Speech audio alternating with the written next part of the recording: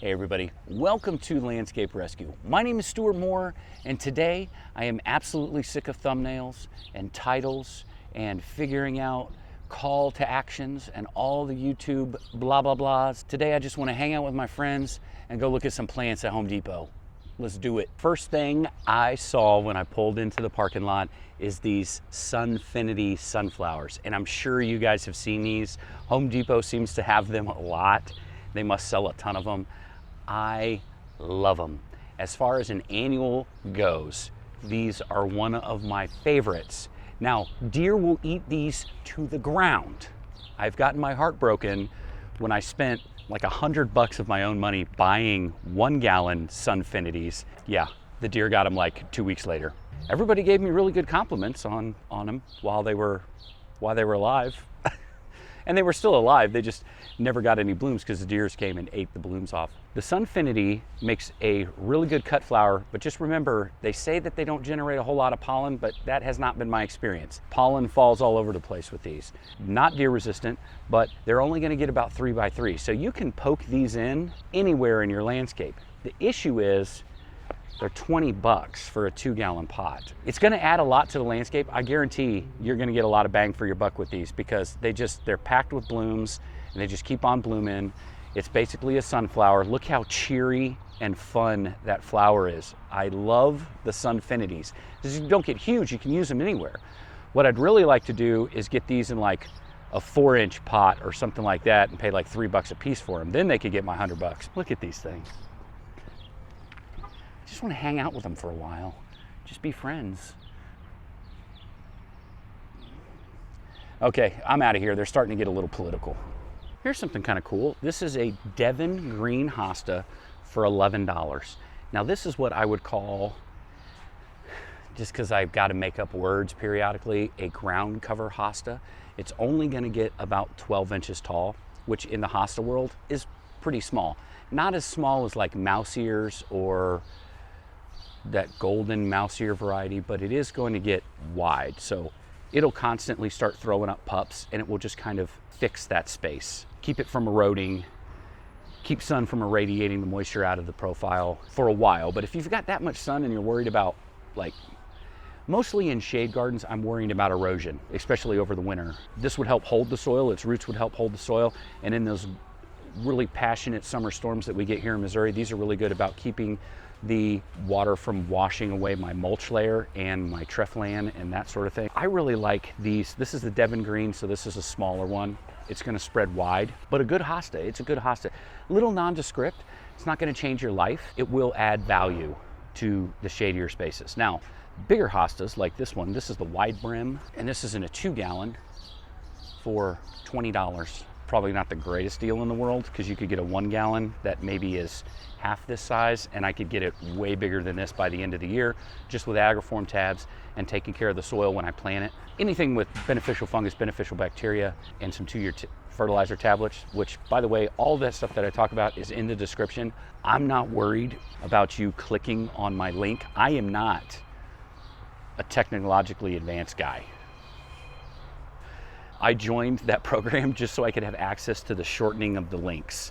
And then you could click on it and you can look at the picture. You do not have to use my link. The 75 cents a year I get from Amazon is not going to change my world. Use those links to take a look at what espoma I use, which is the all-purpose. It has beneficial bacteria in it, and you can compare the labels to the all-purpose, and then you could go in and you could look at plant tone and compare the labels to plant tone, and you guys will see what I'm talking about. So use those links more as a resource, not as a way to support the channel. We do have a join feature now, so you can join the channel.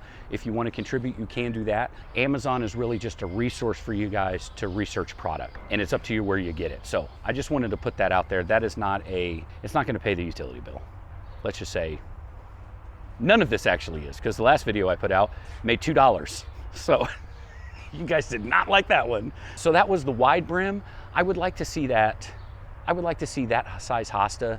Pre-COVID, I could get that size hosta in a 1 gallon pot, and I'm not even joking, for half the price. It was, things have gotten, quality-wise, I feel like we're just now starting to get back where we needed to be quality-wise, but price-wise, it hasn't gone It hasn't gone in the right direction as far as I'm concerned. Like, look at this. This is what, a Patriot? Why are we pretending people don't care about what variety of Hosta they're buying?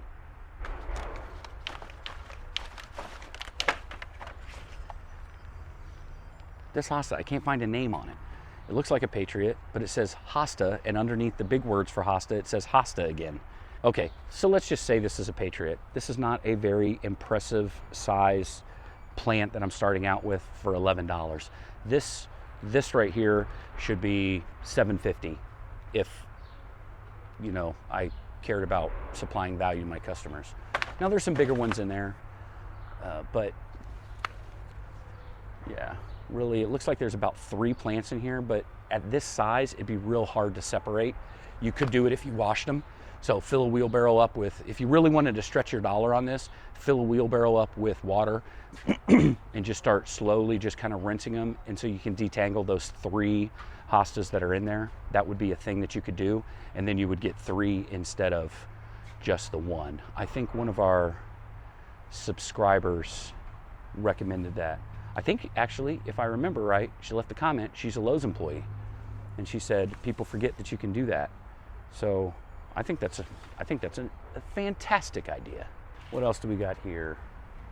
Another mystery Hosta. Oh, Paul's Glory. Paul's Glory, that's a pretty one. This Patriot over here doesn't have the same information that this one has. Paul's Glory is a pretty one. More yellow with that dark green, almost blue edge on it. See that? Paul's Glory. That's a pretty Hosta. But again, for $11, I'd like to see him less than that. But here's the one thing, and I always go back to this. When it comes to hostas, hostas are very pay it forward. Hostas are a great plant to fertilize and take good care of. Remember to water them. Hostas like it to agua, and put them in an area where they're getting morning sun, shielded from that hot afternoon, radiant heat. You don't want them exposed to that June, July, and August. We want these getting bigger and bigger and bigger for as long as we possibly can, so that way the next spring, if we want to, we can separate them. If not, we fertilize them again, let them get bigger and bigger and bigger, and after the 2-year period, if you take really good care of hostas, you're dividing it and you're tripling the amount of hostas you had in that variety. When we pay $11 for a hosta, that's not necessarily crazy, because I know 2 years later, I am never going to need another one of those hostas, because I'm going to get 9 hostas out of that group, and I'm going to divide them. I'm going to wait 2 more years, and then I'm getting 40 hostas. And then that's where the pay it forward comes in play. You start meeting friends, you start really getting into this, and you show up to somebody's house with a trunk full of hostas, and you're a damn superhero for the rest of the time they know you. Here's something cool. I know there is some negative stigma associated with barberry because they have thorns, just like there is roses and things like that. So Orange Rocket is a more upright, look how pretty that thing is. So we look at Spirea, right? Very similar in its color palette, kind of those lime greens, those reds, those really pretty dynamic colors with the new growth. And then we look at the Orange Rocket Barberry. These have amazing fall color. These have amazing fall color. So why do we not have a problem with Spirea, but we have a problem with Barberry? Let me know in the comments, because the only thing I can think of is it has thorns. So this is the Big Bang Spirea play. So that in the double play series, I believe, double play Big Bang. Very pretty. Now this one's gonna get 2 to 3 feet tall and wide. So not really that much, actually, like maybe it would get a candy corn, and this one would get around the same size. But if you're doing kind of a Spirea area, this would be a good combination, right? Because they would bring some differences and some similarities to the table. So let's look at this Orange Rocket. It is so sunny and it's right above my head. It's very hard to do this. So Orange Rocket, Double Play Big Bang, right? So a really nice combination of the two. Now, when we're going to have a conversation about why we don't like the barberry, but we like the spirea, and then we think, well, this, I can see some arguments that, well, this isn't, you know, the barberry isn't native. Okay, well, neither is Japanese spirea, because if it was Tennessee spirea, we wouldn't have a problem with it, right? But it's not. It's Japanese spirea. Japan. See what I mean? A lot of that stuff grows in we're on the same parallel, so we can grow a lot of the same things. The barberry is a sterile variety, right? So when you buy an Orange Rocket barberry from Home Depot, it's generally, for the most part, they're all sterile. But if you buy one in a garden center, it's going to be sterile, right? I don't know. I mean, spirea is native to the United States. This is not the spirea. This is Japanese spirea. So just because using a big wet blanket and throwing over, well, spirea are native. Well, there is spirea that are native. This is a Japanese spirea, which is not native to Missouri. So there's the conversation, right? So and only because I've been on some groups that have been really going after folks, especially when folks mention the barberry, I say, this is your little piece of the world, right? What's important to you is really all that matters. Okay, so if people don't like barberry because it has thorns, I say you're missing out, that's my opinion, on some really beautiful colors. These things, especially like, start talking about the Concord barberry, which is like almost black. It is so dark purple. Just an absolutely gorgeous plant that's only gonna get about 18 inches tall. You got the Orange Rocket kind of mixed in between these, maybe middle tier. I mean, wow. Then you could mix in some spirea.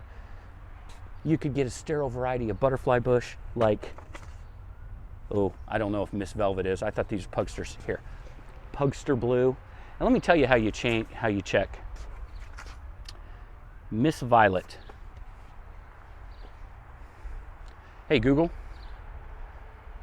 is the Miss Violet butterfly bush a sterile variety? According to North Carolina Extension Gardener Plant Toolbox, NC State University, the dark purple, fragrant flowers are attractive throughout the summer and into the fall.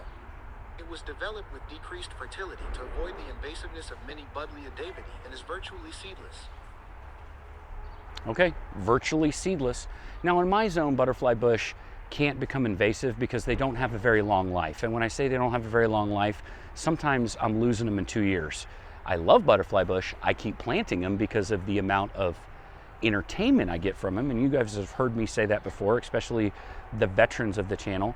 I love the Pugster Blue butterfly bush. That's this right here. And it's not, I mean, yeah, there's some that are starting to push some buds, but more of a summer blooming. I never see the flying lobster, if you guys have heard it called that, bumblebee moth. I've heard them called that before.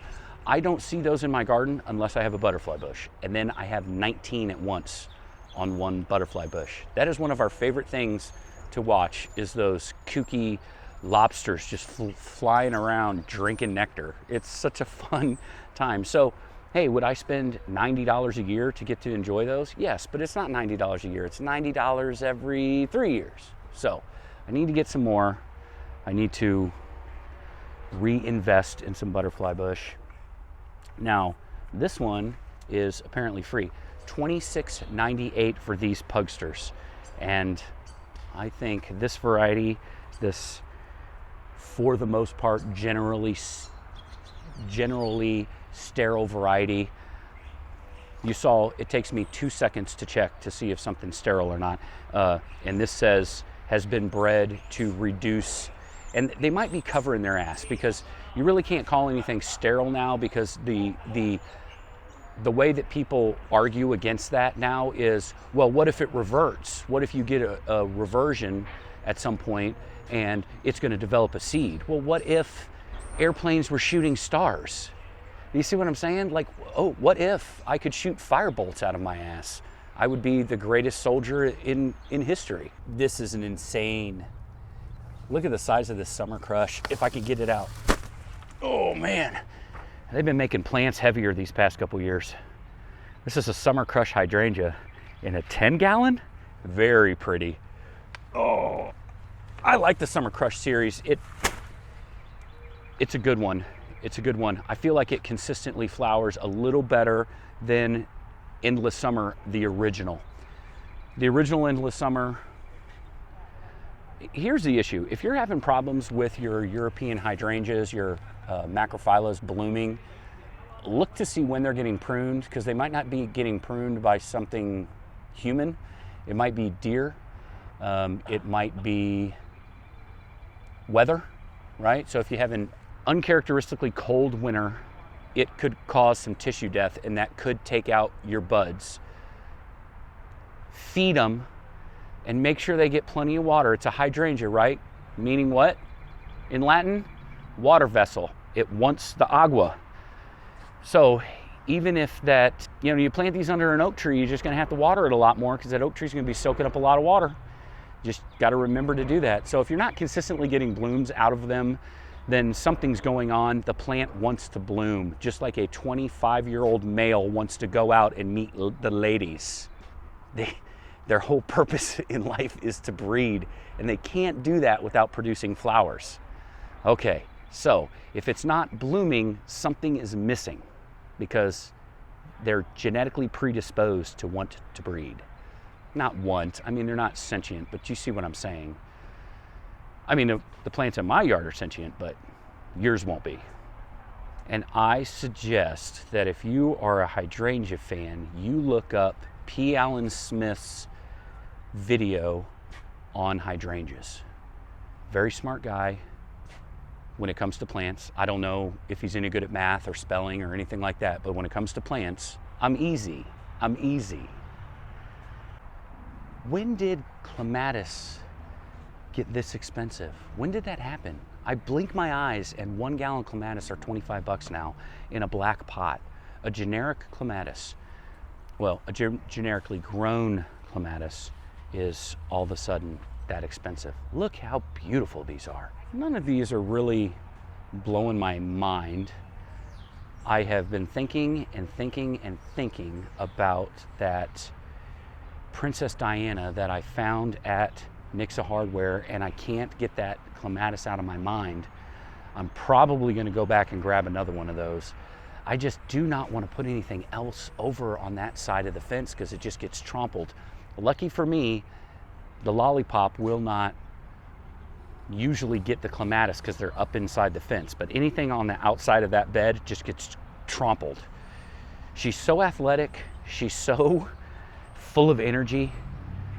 I like watching her. She's pretty impressive, but man, dog's rough on landscaping. Here is a standard double knockout rose. We've seen those before, and for 40 bucks, this is not a bad deal. I leave them staked. I know the stakes don't look that great. A lot of times you can go buy those plastic green stakes that look like rebar and cut it and replace this big wooden one and tape it up. You can use green like marking ribbon, which kind of acts the same as, this is Miracle Tie. If you guys wanted to look that up, Miracle Tie, that's what they're using here. It stretches, doesn't really cause any damage at all. And usually it'll photodegrade after a couple years and just snap right off. It will leave a little bit of mark on the trunk, but it's nothing really to worry about. It grows out. That's not a bad price, especially if you're doing like a seasonal pot, and that will be your focal point, because it's going to perform for you all year long. You just bring it inside. It's that simple. I wouldn't leave it outside. If nothing else, transplant it, pull it out of your concrete planter or wherever you have it, pop it out, put it in a plastic pot. That's why gardeners, for the most part, we look like hoarders, because we have plastic pots all over the place, because it's very frustrating if you need a pot of a particular size to overwinter something and you can't find one. That's why the back of my shed looks like a landfill. Oh, It lives up to its name. This is called Scentlandia. Scentlandia. Very pretty, very, it's a sweet spire, right? So it's an Itea. This one's only gonna get about 2 feet tall though. And I'm not really familiar. I had to do some research, I'm not gonna lie. I had to squat down like I was taking a dookie looking on my phone, but I wasn't taking a dookie, I was just looking on my phone. Smells really, really good. And it's an Itea, sweet spire, right? So, but doesn't get very big. It gets only 2 feet tall and 2 feet wide. I think 2 feet wide. Let me jog my memory. 2 to 3 feet tall, 2 to 3 feet wide. But you get that, I think this would be a lot easier to control. Itea brings a lot to the table. It really does. You can put it in relatively shady spaces and it still does pretty good. You can put it in full sun and it does pretty good. It always does well. It's Itea in my area is kind of this go-to paint by number. Oh, I've got some shade. I don't want to do hostas there because we have, you know, some issues with too many hostas or whatever the client is asking for. You can throw one of these in there and they're non-offensive. They smell really, really good. So this is the Scentlandia Proven Winners Itea. What a good addition. Man, they're loading our guns up with all sorts of stuff with design now. Remember, it wasn't that easy back in the day. All right, now we've covered this a couple times on the channel. Where's that sun? Geez Louise, I can't film anything. But this is the Kaleidoscope Abelia. Now around here, you could consider it a semi-evergreen, but the new growth is very pretty. And these trim really well. I can always trim these up and get them to push new growth. Now this one's $25. It is not big. It is a little tiny thing. It looks a lot more impressive than it actually is. Once you start looking into the pot, it looks like maybe they had like 3 clones that they just kind of stuck into a pot, or maybe they planted, you know, 3 clones in here, but it's not overly impressive for that price. But the Kaleidoscope Abelia is pretty impressive. The issue I have with it is I don't necessarily use it as an evergreen. It's kind of this weird thing to design with, because if it's a semi-evergreen, which means periodically it will defoliate in those cold and dry winter winds, but it always punches back pretty good. So I can't use it specifically as an evergreen, and I can't rely on it to not screw up the aesthetics if one goes dormant and the other doesn't. So the Kaleidoscope Abelia has always been somewhat of a difficult plant to use. I've even seen people mass plant these and then trim them constantly down to look like little river rocks. I mean, I don't know. It's pretty versatile, but it does cause you some issues. It does cause you some issues because it's not necessarily a reliable evergreen. So it can make your landscape look a little hodgepodgey if you mass plant them and you're relying on them to do a thing. At least in my area with as cold and as dry as our winter winds are. So I think that's probably it. I've had a lot of fun. Thank you for coming with me. I needed to get out of the house. I helped a buddy of mine do a landscape job a couple days ago, and we've got Mother's Day coming up in a couple. There's always a lot of pressure on Dad to make sure he gets that right. So anyway, I needed to get out of the house. I needed to do something fun, and that's what I rely on you guys. See, this YouTube channel is all about selfishness, really. Really, that's what it is. It gets me out of the house, and I get to read your awesome comments, and I get to watch this channel grow, and I get to see all the likes and all the shares. I'm really doing it for me. All right, guys, my name's Stuart Moore. This is Landscape Rescue, and wow, what a beautiful day. Thank you very much for coming along with me and letting me come into your house and talk about plants.